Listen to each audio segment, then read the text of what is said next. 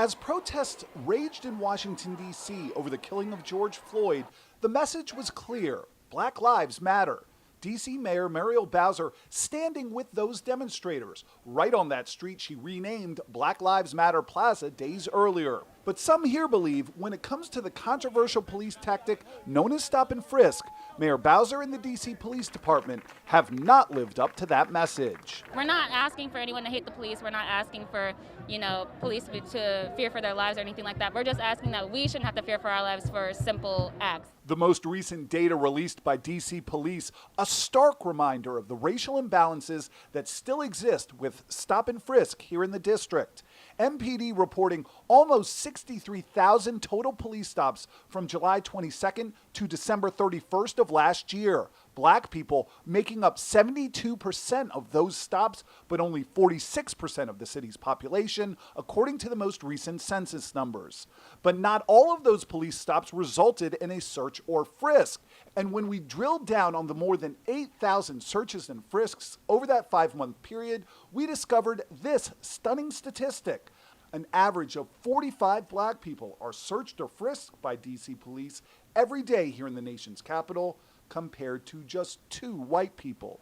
We shared our stop and frisk analysis with April Goggins, one of the core organizers of Black Lives Matter DC. Because we are stopped so much, because we are Black, we have more interactions with the police. The more interactions people have with the police, the more brutality, the more misconduct. The latest numbers even more dramatic than the stop and frisk data we first exposed back in 2018 in our series DC Police Stop and Frisk.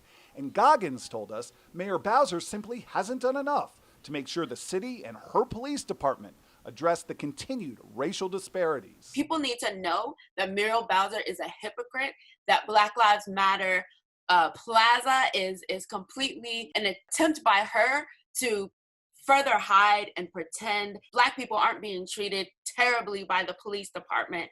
In painting the mural, it's painting over that. We made multiple requests to Mayor Bowser's office to respond to Goggins' allegations, but the mayor's office has yet to get back to us.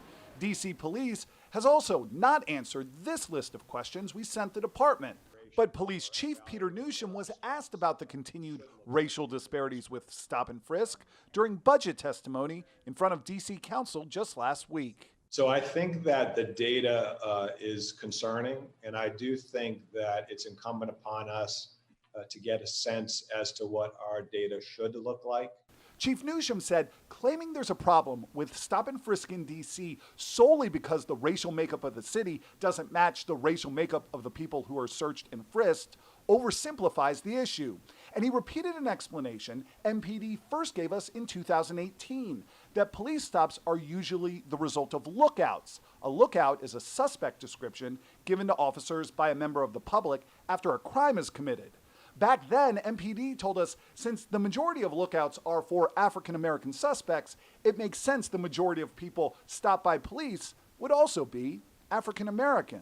So essentially, the police are responding to the information that has been given to them without taking that into consideration when we're evaluating what our stops should look like here in the district.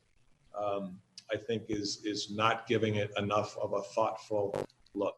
In fact, in its key findings summary posted on its website alongside that new stop and frisk data, the department doesn't mention race once, instead highlighting what it sees as the positives. It says most of the police stops were justified. 61% led to a ticket, 21% to an arrest. MPD also spotlighting that those 8,000 searches and frisks account for just 13% of the overall number of police stops, meaning the majority of stops were resolved without physical contact between the officer and the person stopped.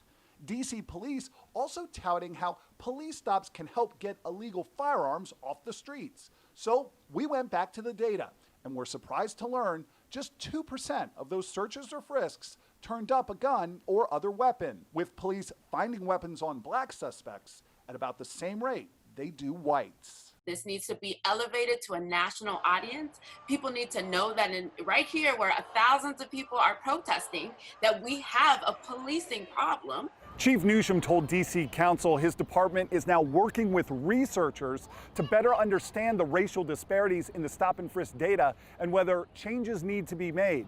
But he also said that work has been put on hold because of the coronavirus shutdown. Eric Flack, WUSA 9.